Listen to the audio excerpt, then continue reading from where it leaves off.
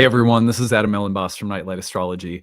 Today we are going to take a look at the Sun's square to Pluto, which is acting as the first part of a major sequence of events this week. We looked at that sequence in yesterday's video on all of the transits of the week. I'll remind you of all those transits today. We'll sort of refresh on them.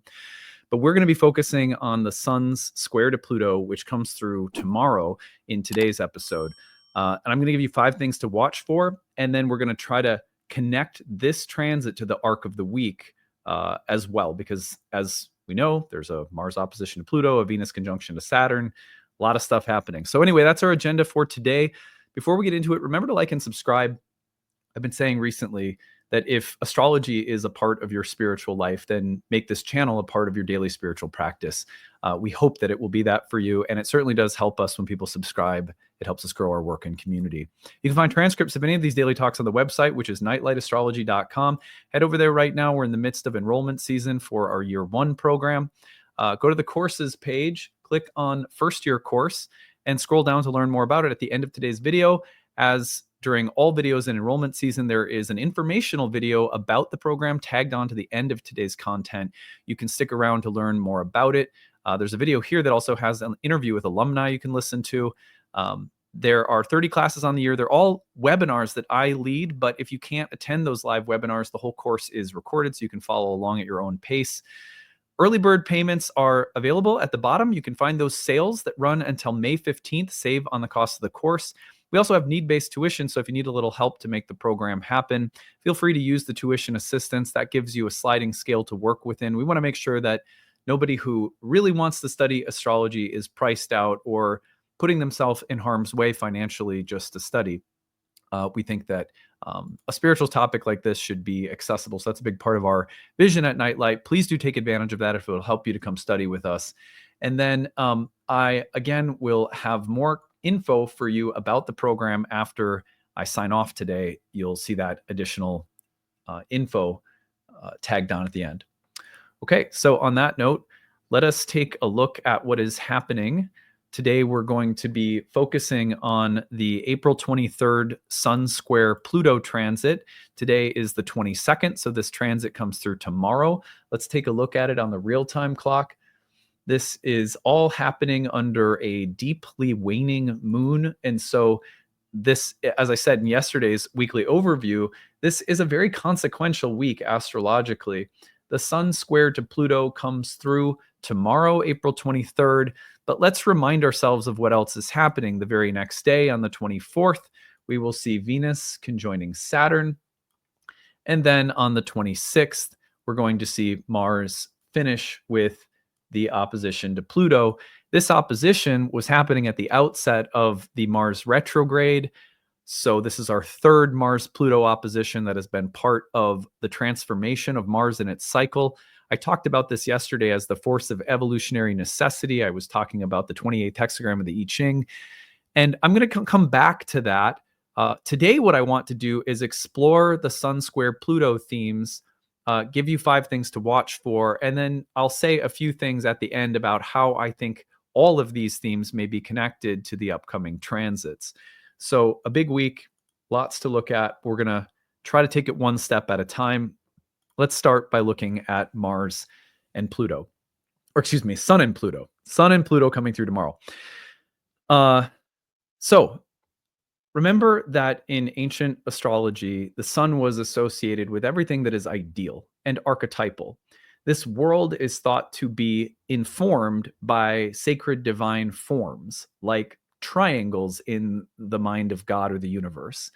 So when you think of those geometric mandala-like patterns that often come up for people in psychedelic experiences or deep meditations or altered states or dreams, there's a sense that there are interconnected, beautifully woven forms that are in everything, and that this world is, in a sense, a reflection, a manifested reflection of those sort of abstract ideas or forms or images. And that, for ancient astrologers, was a fundamental part of the philosophy that astrology itself was rooted in. This is, in a sense, Platonism, although it has connections to many other, it's sort of a melting pot of philosophical ideas, but Platonism in this sense is a part of it. So when we talk about archetypes, we're talking about these forms. We track these forms as something like fields that we then see manifest in terms of our psychological experiences, our personal experiences, our everyday events around us. Well, when the sun, which was the planet that most resembled the archetypes themselves, the thoughts in the mind of God, the the study of which and the ability to see them, like Plato's philosopher who moves out of the ignorance of seeing shadows on the cave wall and into the light of the sun, is that we become illuminated from within. So the sun is about illumination. Astrology is in many ways a solar art that has to do with seeing the light of eternity within the relative world of change and impermanence, because we see the forms reflected in everything we do. So when the sun comes down into our everyday human experience, one of the ways that it most commonly translates, one of the most universal ways, is in terms of ambition. The ideals, the shapes, the forms that inform our inspiration, our actions, our ambitions, our desires, our intentions, all of those are very solar. So when the sun, now thinking about the sun in this way, comes into contact with Pluto, the lord of the underworld, the process that takes place in the underworld for the sun is death. And then what does the sun do? It rises again from out of the underworld every single day. So death and resurrection, thoroughly Plutonian events that happen through the transformative process of the sun going into the underworld every single night. When the sun hits Pluto, there's a way in which we will very visibly observe and see what it's like to go through an underworld and to come back up again. It might be as little as a few days, but it's powerful, and all the more powerful when it's connected to something like a subsequent Mars-Pluto opposition. It means that this journey, this sojourn through the underworld that happens in this part of the week is connected to a very intense cathartic moment for Mars and Pluto later in the week. So we're sort of setting the stage. Venus, Saturn will do the same thing. We'll look at that tomorrow. So given this interaction of the ideal image, the archetypal, the A-day, the archai, and the sense of what drives our life from the standpoint of ambition, purpose, direction, going through the underworld this week. What does that mean? I'll give you 5 things to watch for. Number 1 is revelation. When the sun goes into the underworld, we have something like the image of a person going into a dark underworld subterranean cave, but they have a torch, or they have a candle, or they have a flashlight. And you are going to be able to receive insight, revelation, illumination of things that are hidden, of things that are typically dark or invisible or relatively less conscious.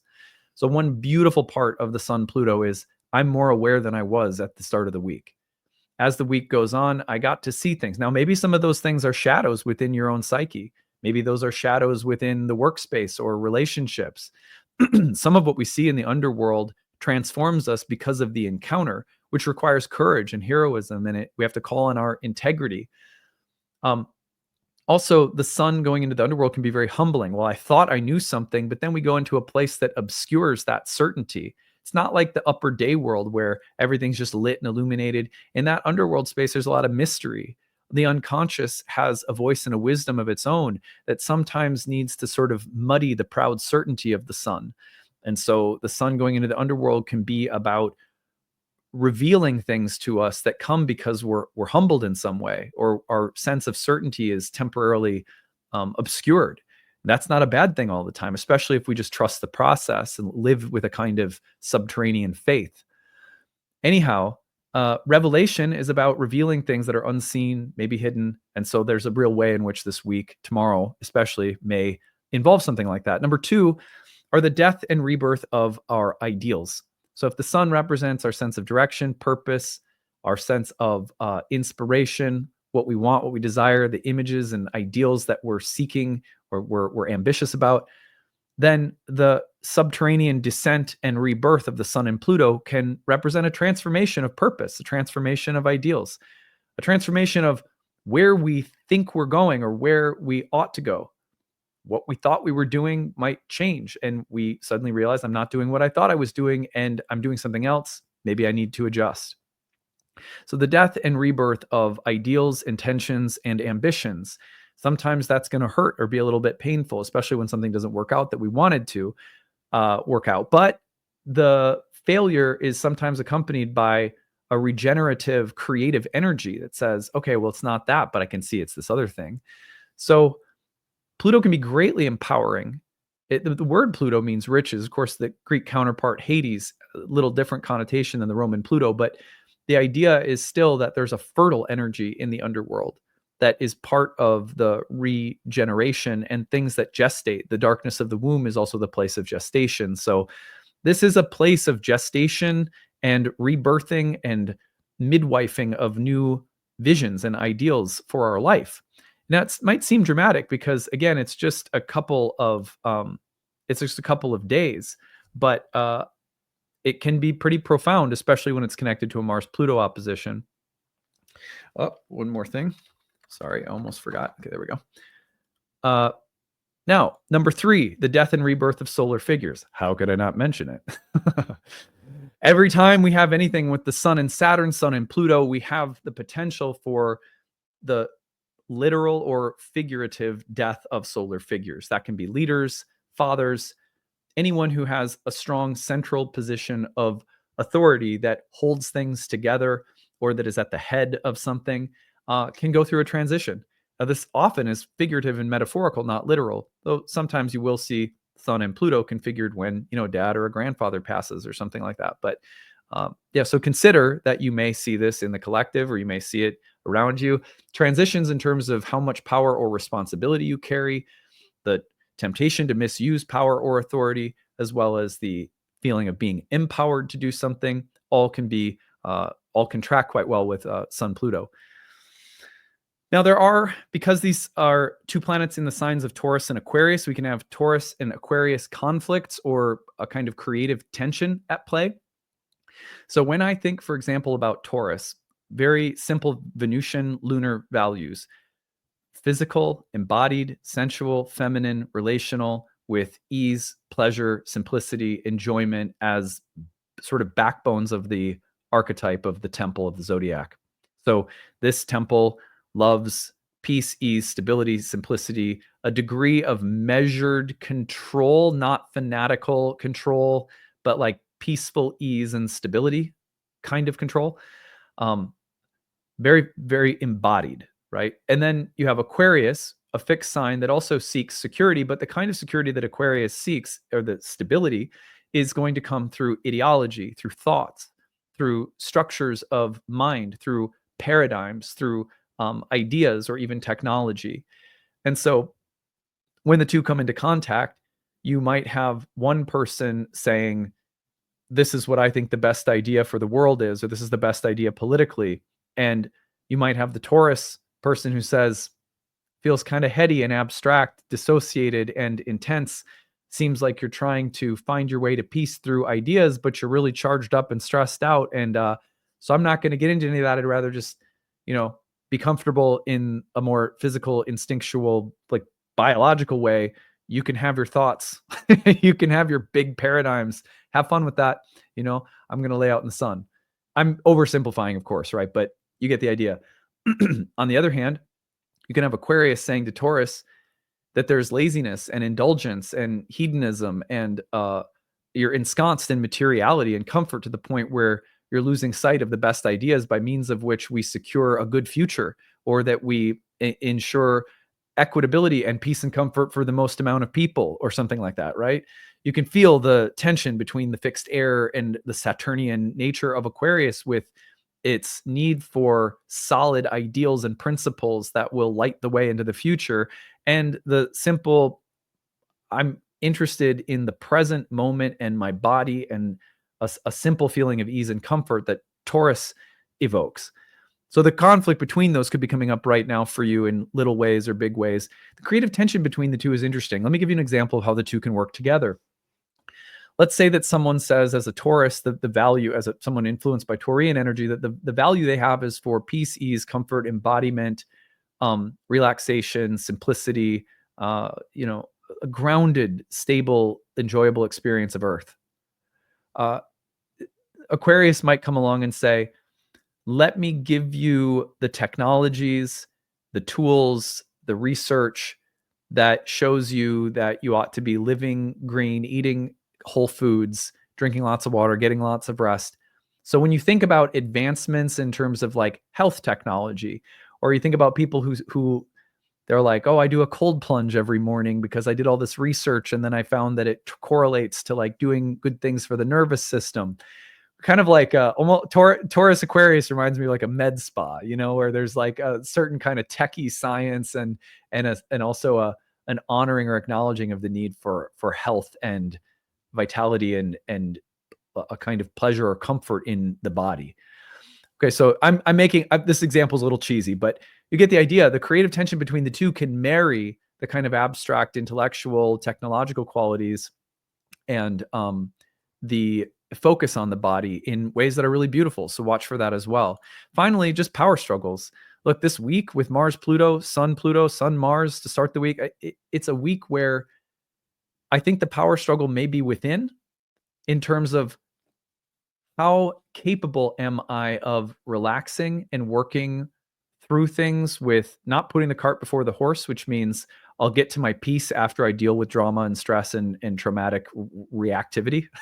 Then I'll get back to my peace. But instead, how can my peace and my thoughtfulness, my sensitivity, my care for myself and others lead the way through intense dynamics? I think that is the question in front of us in a week like this. Now, some people are going to feel all these transits more than others, but they are big ones. And so I think it's worth reminding ourselves that it's weeks like this, as I was talking about in my Zen and the Art of a T-Square talk from last week. It's transits like this that really test us to be about what we're about. Can we move through these kinds of passages, as sensitively and with as much care and devotion as possible to the well-being of our own soul and the others around us? I think that we might be tested a little bit this week on that note. Anyway, I hope that these 5 things to watch for are useful. After I sign off right now, you're going to find an informational video about the upcoming Year 1 program. Can't wait to study. We're going to be entering that program as Uranus enters one of Hermes' 2 signs in Gemini, connecting with Pluto and Aquarius. We're entering a really special transit period with the Uranus-Pluto trine for studying astrology. Pluto and Aquarius in general, just ingressing is a good one. But this trine is fantastic for diving deeper into the ancient philosophy of astrology, learning how to utilize those ancient techniques in a modern counseling setting. So I hope you'll stick around to learn more about it, and I hope to see you soon in the Year 1 program. Hope you're having a good week. We'll see you again tomorrow. Bye. Hey everyone, thanks for sticking around. I'm excited to tell you about our upcoming program, Ancient Astrology for the Modern Mystic. It is our first-year course in Hellenistic astrology that begins at the end of June. June 22nd is our starting date. I'm going to take you over to the course page to tell you more about the program and what you will learn while you are in it. So here we go over to the Nightlight Astrology website. You can find this at nightlightastrology.com. Click on the courses tab, go to the first year course. Now, this program is ideal for people who maybe have a little bit of background already in astrology. Maybe you've done some studying on your own independently, taken some courses or webinars and workshops, but you're looking to deepen your understanding of astrology. And maybe Hellenistic astrology in particular has been calling to you.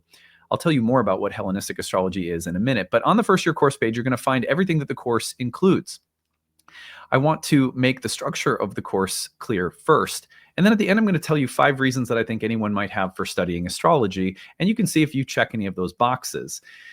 First of all, there are 30 classes on the year. It's just a little under a year-long program with 30 webinars. Every webinar is 2 to 3 hours long, including a lively Q&A and conversational section after we finished our lesson for the day.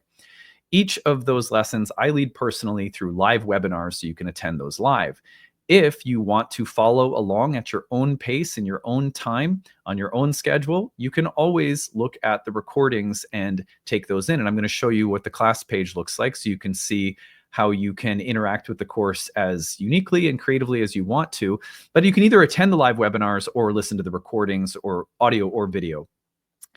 In between major units of study within those 30 classes, we have separate classes outside of the 30 classes that are essentially tutoring sessions led by our staff, our course directors. We have 3 of them for our first year program, 3 tutors that help me guide every single class you're in and lead study sessions, and are also staffing an interactive group forum discussion where you can ask questions, look at charts, practice what you're learning with all of your classmates and with tutors there to help you. They'll always answer questions within a business day. So it's a really well-staffed, well-structured program. In between those major units of study and the breakout sessions, we also have guest speakers that come in throughout the year that you get free access to. The recordings are archived for you in your class folders. So you're getting people within our curriculum. And you're also getting to visit with some astrologers who are outside of the Nightlight School, but we really admire their work, and so we bring them in. You also have a ton of bonus material. With every lesson, we have recommended quizzes, study guides, optional reading. And that allows people who are really, really, intense, deep, like studious types to go as far as you want to with the material, while other people who are maybe, content to take things in at, just kind of taking in the classes, that's there for you too. So you can kind of go as deeply as you want to. The class, if as the year goes on, goes through major units of study in ancient Hellenistic astrology. So if you're not familiar with ancient Hellenistic astrology, this is the earliest form of horoscopic astrology. This is where the astrology that you've probably learned today comes from originally. And that makes some of its features unique. Like, for example, ancient astrologers utilized whole sign houses. We study why they used whole sign houses, how they used them, and we study the why behind really everything: houses, signs, planets, aspects, dignities, essential and accidental dignities, delineation approaches. How do you read and predict within a natal chart? All of those theoretical areas of astrology we not only learn how to do, but we learn the why behind it. And this is what I think people find most empowering about the course, is that ancient astrology really helps to give you the rationale for everything so that you have the insight available to go off script. What I mean by that is, like, let's say you're learning about a sign, Aries or Taurus or a Gemini, something like that. Ancient astrology won't just give you a list of the adjectives or keywords or descriptions of, say, a sign or a planet. It will give you an underlying philosophical explanation that then allows you to extrapolate from it the kinds of lists that you read in textbooks, which means you'll have an understanding of why everything on a list in a textbook is there in the first place. And you'll also have the insight and creativity available to add things to the list that are a part of your own unique intuition and contribution to astrology. And this is what ancient astrologers wanted students of astrology to learn: the why behind everything. So this is a class where, even though you're seeing things like planet signs, houses, dignities, aspects, and you're like, oh, I've already learned about those things. Not if you haven't studied Hellenistic astrology. I don't mean to sound condescending, but like, truly, most people's experience coming through this program is, wow, I had no idea all that I didn't know about the roots of everything that I've understood thus far about astrology. So it really is about digging into the philosophical core of why we do everything. And then you have greater intuitive and creative capacity as an astrological craftsman or craftswoman.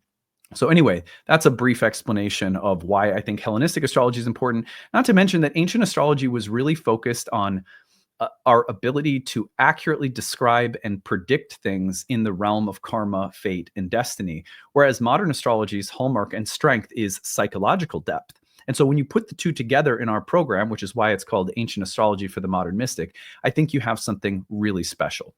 So on that note, you can see everything that we cover here. So there's a video with some of our alumni you can watch. Everything is there on the page. Now, there are 5 reasons that I want to touch on briefly before I tell you about your payment options and need-based tuition. These are 5 reasons to study astrology that if you mark any of these boxes, especially if you mark several of them, then I think it's a good indication that you might be ideal for this program, might be an ideal fit. So the first one is, if you find that astrology has become a part of your daily, weekly, monthly, yearly spiritual practice, it is a part of how you lead an inner life, then there is nothing more empowering than deepening your connection to that language, because that puts you more in the driver's seat. It's always good to have astrologers that you rely on, teachers that you listen to, get a little objective perspective, especially when you're looking at your own chart through a reading. But there's really nothing more empowering than learning to speak the language at a deeper level for yourself.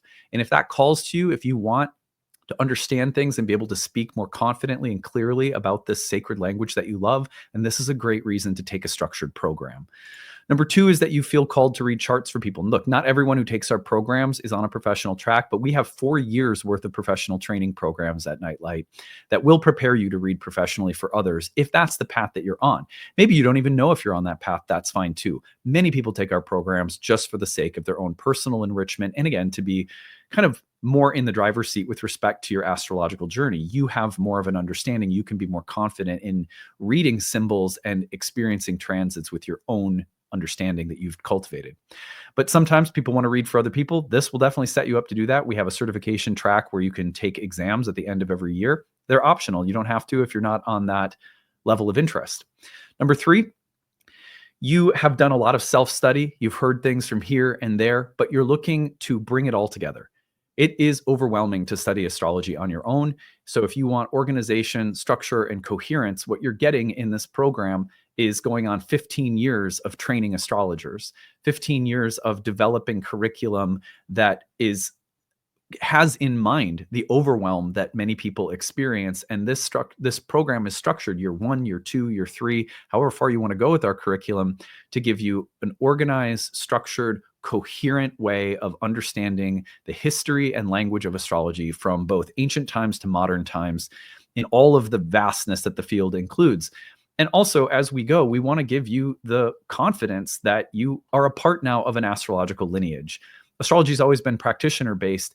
Coming through Nightlight, you are going to have the opportunity to feel aligned with a lineage. If you like my work, if you feel aligned with the way I speak the language, then this might be a good reason to come study with us. Now, if you're seeking the why behind things, if you're like, yeah, that's interesting, I get it, I understand, but why? Why signs? What's the difference between a sign and a house? Why do they ever come up with a sign and a house? What's the distinction philosophically? Why does Mars represent this? Why does Mars in this sign represent that? If you are someone who feels empowered by understanding the why behind things, you are going to love this program, because that's how I am as a teacher. That's how I am as a person. And that's what this program is really all about. Number 5, you are looking for astrological community. Look, I think Nightlight is unique in terms of the kind of warmth, acceptance, safety, and inclusiveness that our community includes intellectually, spiritually. We are really pride ourselves on being a peaceful kind of family. I'm a Cancer, right? So it's kind of a family-oriented environment. So anyway, I will end it there. If you check any of those boxes, you may want to consider studying with us. Now, I'm going to take you over to 2 things. I want to show you the dashboard. So here is the Thinkific page. You're going to join this, and on your dashboard, you're going to find any courses that you've enrolled in at Nightlight, and there are many, so you may end up in being involved in multiple courses, and you'll find that they're all there on your dashboard. Click on one of them, and it will take you in. You're going to find that on the left-hand side, there's orientation instructions, course information, class links, and calendar, all the technical stuff you need to know when you join the course. And then you're going to find that when you go through the lessons, that the lesson includes the video, the audio, the slides, the transcripts, the Q&A box text if you couldn't make it live and see what people were talking about, flashcards, homework, a bonus PDF with all sorts of additional recommended reading, bonus videos, additional video links for bonus material. So every single time that you want to visit something within the course, everything is nicely organized. So you can see here, I'm going to pause this before it starts going, but you can embed the video right there. It's embedded and you can watch it. And then if you wanted to, you could also, right here, you could also download the video and watch it on your own device. And that's same for the audio as well. And then as you go, you'll see all of the lessons are laid out. The study sessions are also recorded if you can't make those live. So everything is nicely arranged on the website for you. And that makes it a course that if you wanted to take 3 years to accomplish, you could take 3 years to accomplish. If you want to take it for the sake of getting certified, you have the full year plus an additional year to take the exam. So, 2 years total that we give people if you're on a professional track. But most people complete the program in a year. And a lot of people, over 50% of our students, go on to our year 2 and then our year 3 and horary programs as well. Now, final thing I'm going to show you is right here. You're going to find Here is the enrollment options at the bottom of the first year course page. Again, this is at nightlightastrology.com, and you're going to click on the first year course, go to the bottom. The early bird payment saves you several $100s off the cost of the course. That's available till May 15th. Early bird installment plan saves you on the installment plan, regular cost of the course. That's also only available until May 15th. And then need-based tuition. All of our programs include a need-based option where we give you a sliding scale and we say, you pick your monthly tuition number within this sliding scale, which is greatly reduced off the normal tuition price. That is for people who are on a fixed or limited income, receiving disabilities, single mom, whatever the case might be. We want to make sure that nobody's priced out of studying astrology. So you don't have to feel any shame. If that is you, if you need help, if you want to take this, but you need to make it work within a tight budget, we get it. Times are tough right now. We don't think people should be priced out of studying a sacred subject like astrology. So we've been offering need-based pricing for 15 years. Nightlight is a donation-based school. It started that way. We have a sliding scale, so it's kind of like donation. You get to choose your rate anyhow. So if that's something that will help you, please use it. Thank you for listening to this. I hope it gave you a really deep and comprehensive introduction to what the course is all about and why you might find it exciting to come study with us starting at the end of June. So any questions you have about the program as you're visiting the course, email us info@nightlightastrology.com. We'll be glad to talk about anything that you have questions about. We are here and we have a wonderful staff of people at Nightlight who will be a part of your learning experience and are all glad to help you. All right, that's it. We'll see you again later. Bye.